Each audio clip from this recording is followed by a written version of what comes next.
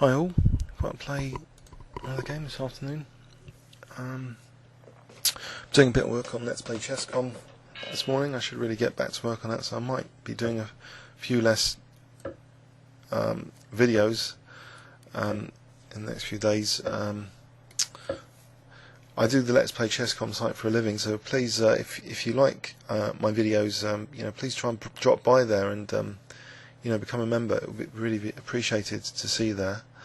I played a couple of games against Roby Chess. I managed to beat him, but he's probably far improved now.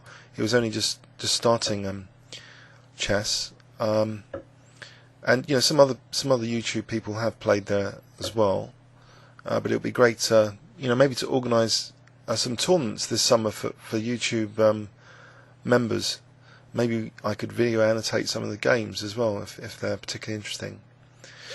So anyway, the game from last night was pretty good. I thought that queenside attack, but I looked it up with Rybka earlier, and my B5 I think was inaccurate. He could have played A4 just immediately, undermining B5. So some of these games are a bit fictional in what occurred. What shouldn't have happened and what did happen. As long as you bear that in mind with Blitz, to just put it in context, to do a post-mortem, I think, helps put things in context and helps avoid taking away completely the wrong lessons. I'm using it also to tweak, opening knowledge, because I'm a bit weak on that relatively to other players, I think.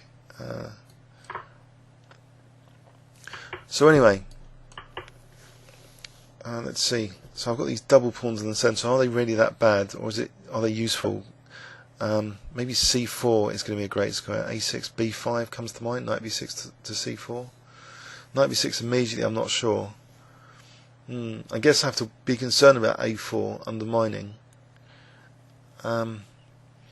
Maybe I could also consider F5, because E5 is not so weak, so this double pawn here.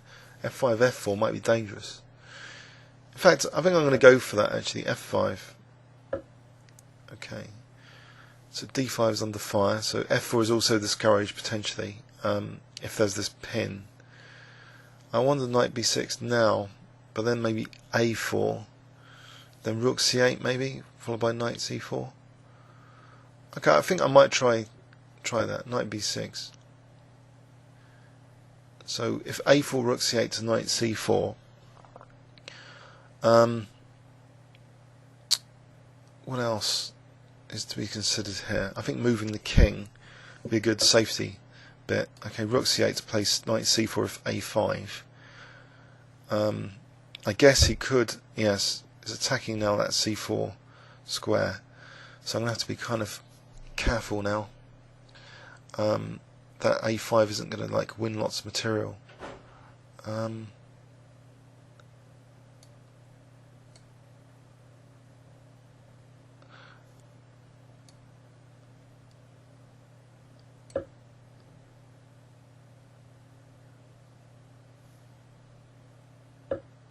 Okay, so Knight C4 here. Losing a pawn because Knight D2, Knight D2. This isn't very clever regarding what I've just said about losing a pawn. So pawn's dropping now, whatever happens. Unless Knight D7, Queen takes, Bishop F7 is any good, but the Queen's got C4, so I'm going to drop a pawn here. Anyway, on the bright side, my pawns are getting undoubled, so I can get an F4 as well. So here is where the strategic trump cards principle comes in. Although I've given the opponent something, certain cards, so to speak, I've got other cards now up my sleeve, like F4 and a kingside attack maybe with F3. Maybe even F takes and Queen G5. In fact, Queen G5 here, Bishop takes F3. So maybe F3, F takes immediately, but then there's Queen E3. But then this pawn chain's a bit weaker. Or maybe just F3 here, trying to do some damage without letting white play F3. I think that's my preference now. So obviously, well, not obviously, but if G3, I think maybe Queen D7 to H3 is going to be very dangerous. If he takes, he's isolating the H pawn, if nothing else, after I take. Yeah, the B7 isn't pretty as well, but it gives me time for this kingside attack if I play like Rook C7 or something. So here, Queen D7 just looks really as I was saying before, dangerous, just to go into that h3 square. It's pretty nice for the opponents giving me this fawn pawn, Thorn. I refer to these fawn pawns. They're often decisive, even in longer, like GM games. These fawn pawns provide great compensation sometimes for the exchange. Ouch. Forgot about that one. Ow! So the queen, I think, needs to follow a more delicate path for getting to h3 here after I lose the exchange. I guess he's going to win the exchange, but that means I can go back to d7 and try again.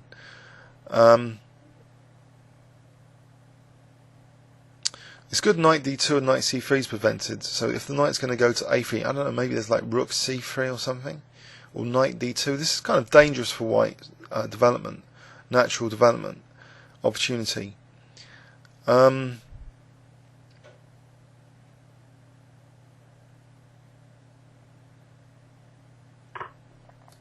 Okay, so can I get time now for queen d7 to be dangerous?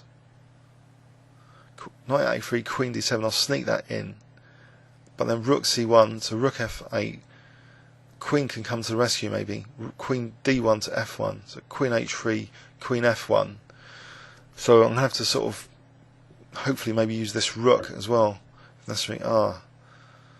Okay. Maybe queen g5 is more accurate. Instead of queen d7, king h2. If queen g5, I might be threatening knight takes g3 or queen h5. First, I think I'll try and kick the queen, though, from this diagonal. So bishop f7. So if d5, maybe queen g5, and I might be playing bishop takes d5. Aha. Oh dear. Alright, I have to protect that. I guess g4, but then queen g5. Okay, d5 to try and support position here. Knight c3 was good, knight e2 maybe. Oh dear. Am I going to blow this even with the fawn pawn? That's the question. If knight takes, there's knight g5 here, maybe.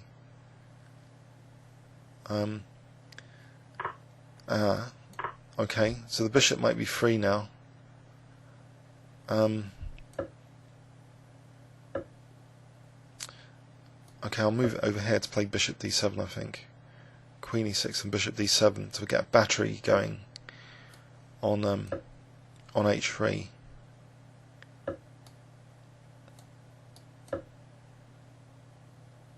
I wonder if rook h5 is going to be played. Right. So queen h6 threatens bishop g4 now. But rook h5 is possible. Maybe queen d6 takes b4. Maybe I can switch attack to the queen side highly unexpectedly. Or maybe not. Oh dear. Oh dear, oh dear. I'll throw in this check. I can get this rook out of this annoying position as well.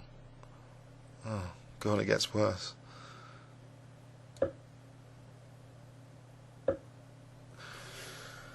Nothing seems to be going quite as expected here, as you can see.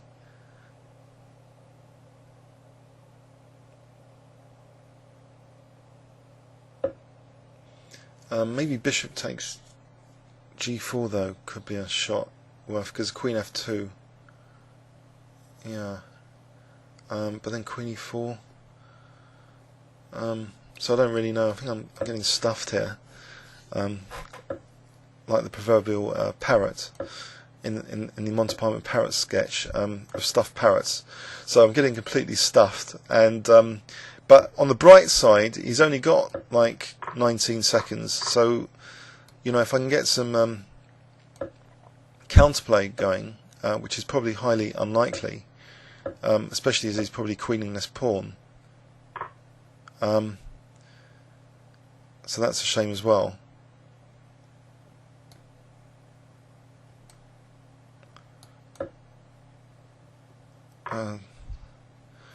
Yeah.